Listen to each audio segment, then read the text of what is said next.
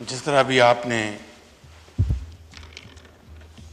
अपने ताज़ीती पैगाम में जो बात की है, मैं उसी की तायीद करना चाहता हूँ। ये पूरा मुअज़्ज़ज़ ऐवान हम सब मुफ्ती अब्दुल शकूर मरहूम की वफ़ात पर हम सब रंजीदा हैं और मैं आपको दिल की गहराइयों से बताना चाहता हूँ कि उनसे पहली मुलाकात जब हम 2018 में मुंतखब होकर आए तो बतौर ऑपोजिशन के उनसे खाल खाल मुलाकात होती थी, लेकिन जब वो काबीना में आए तो उनको करीब से देखने का मौका मिला। मैं आपको अगर ये कहूँ कि हमारी काबीना के मुफ्ती साहब एक नगीना थे, एक इंतहाई ईमानदार शख्स, बहुत हलीम था, बड़ी सराहत के साथ बात करते थे, एक जय्यद आलिम थे। और अब पता चला कि वो अपने इलाके में मस्जिद के पिछवाड़े में एक छोटे से घर में रहते थे। इलेक्शन उन्होंने एक मोटर बाइक पे कैंपेन की। वो एक बहुत अमली तौर पर एक बड़े अजीम मुसलमान थे और सच्ची और खरी बात करते थे। मैंने उनको काबीना में हमेशा किसी झोल के बगैर अपनी बात को करने में उनको बड़ा माहिर पाया। आज इस हाउस के लिए भी और आपके तौर से जनाब स्पीकर, पूरे पाकिस्तान के आवाम के लिए मैं आज ये राज बताना चाहता हूँ कि जब काबीना ने फैसला किया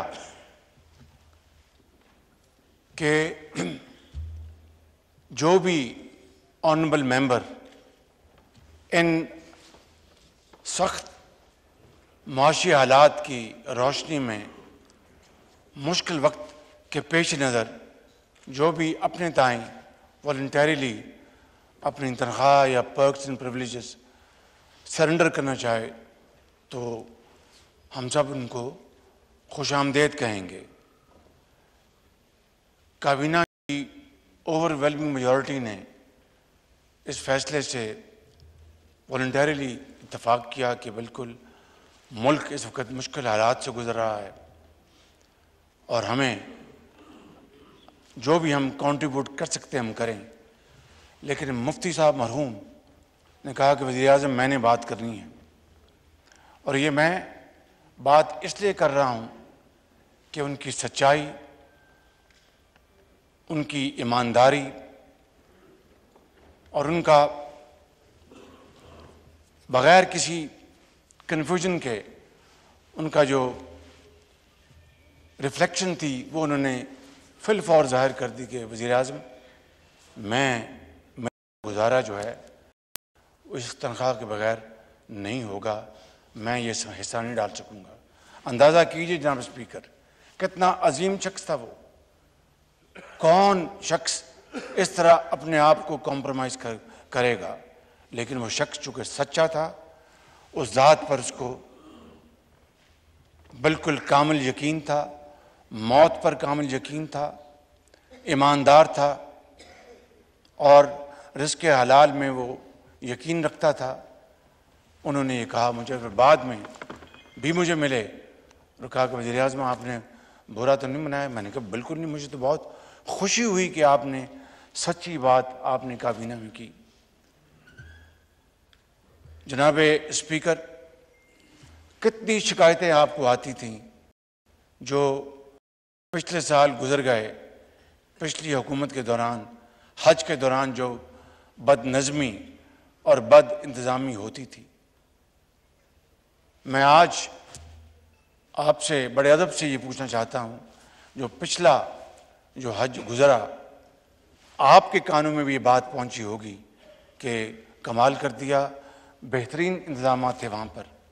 इसका सारा सेहरा मुफ्ती शकूर को जाता है कि उन्होंने इंतहाई इखलास के साथ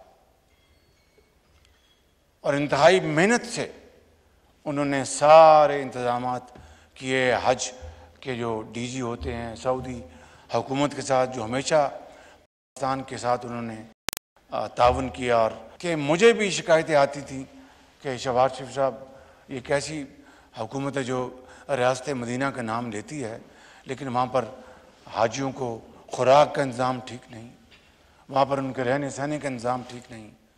मुफ्ती साहब ने वहाँ पर जनाब डेरे जमा लिए और पूरे इंतज़ामात की खुद निगरानी की वहाँ पे। और आज एक और मैं आपको खिदमत में बात अर्ज करना चाहता हूँ कि आप जानते हैं कि आपको सबको इल्म है, इस हाउस को इल्म है कि पाकिस्तान इस वक्त बहुत बड़े माशी चैलेंज से गुजर रहा है। और ये बात अब कोई राज नहीं रही कि सऊदी अरेबिया ने फिर दोबारा कमाल मेहरबानी से 2 अरब मज़ीद दिए हैं। और इसी तरीके से UAE मुत्तहिदा अमारात ने भी, जो उनसे मैं दौरे पे गया था, तो मोहम्मद बिन जायद मेरे भाई जो वहाँ के सदर हैं, उन्होंने भी $1 अरब उन्होंने दिया है, जो कि अब कन्फर्म हो गया। और IMF की ये भी एक शर्त वो एक पूरी हो गई। जो बात मैं बताना चाहता हूँ कि इसके बावजूद भी हमारे जो फॉरेन एक्सचेंज के रिज़र्व्स हैं उसकी पोजीशन बहुत टाइट है। और हमारी जो एसेंशियल आइटम्स हैं, खुराक, अद्वियात और इस तरह की, उसको हम तरजीह देते हैं। तो इस दफ़ा हज के लिए जो हमें फॉरेन एक्सचेंज चाहिए था, उसके लिए मुफ्ती साहब यकीनन बहुत उनको था कि एक तरफ पाकिस्तान के जो हालात जो हैं उसके पेश नज़र मैं किस तरह वज़ीर आज़म को या काबीना को कहूँगा कि मुझे इतने फ़ंड दिए जाएँ। लेकिन मुफ्ती साहब ने वज़ीर ख़जाना से मुसलसल राब्ता रखा और जितने भी हमारा ख़्याल था कि बाहर से जो हाजी जो पाकिस्तान से बाहर रहते हैं उनका फॉरेन एक्सचेंज काफ़ी आ जाएगा और वो अपना उससे हमारा मामला चल जाएगा। लेकिन मैं कहना ये चाहता हूँ कि हमें फॉरेन एक्सचेंज की खतीर रकम हमें फिर दरकार थी। मुफ्ती साहब ने बड़ी मेहनत की, दुआएं की और फाइनेंस मिनिस्टर ने बड़ी काविशों के बाद काबीना के सामने ये मामला रखा और काबीना ने बड़ी खुशी के साथ कि हाजी जाएंगे वहाँ पर खाना काबा में और रोज़ा अतर पे जाकर वहाँ पर दुआ करेंगे अल्लाह ताला के हजूर, तो शायद पाकिस्तान की किसी हाजी की दुआ जो है आसमानों को चीरती हुई पहुँच जाएगी अल्लाह ताला के यहाँ, तो वो कबूलियत का वक्त होगा। मुफ्ती साहब की ये बतौर वज़ीर ये आखिरी बहुत बड़ी उनकी कंट्रीब्यूशन है। ये है मुफ्ती अब्दुल शकूर, जिनको मैं जानता हूँ, जिनको मेरे ऑनरेबल काबीना के मेंबर जानते हैं और ये ऑनरेबल हाउस जानता है। मैं समझता हूँ कि आज पाकिस्तान ये सिर्फ ये ईवान नहीं या काबीना नहीं, आज पाकिस्तान का एक बहुत अजीम मुफक्कर, बहुत अजीम मुफ्ती, एक अजीम शख्स वो हमसे जुदा हो गया, जो कि हमारा एक बहुत बड़ा है।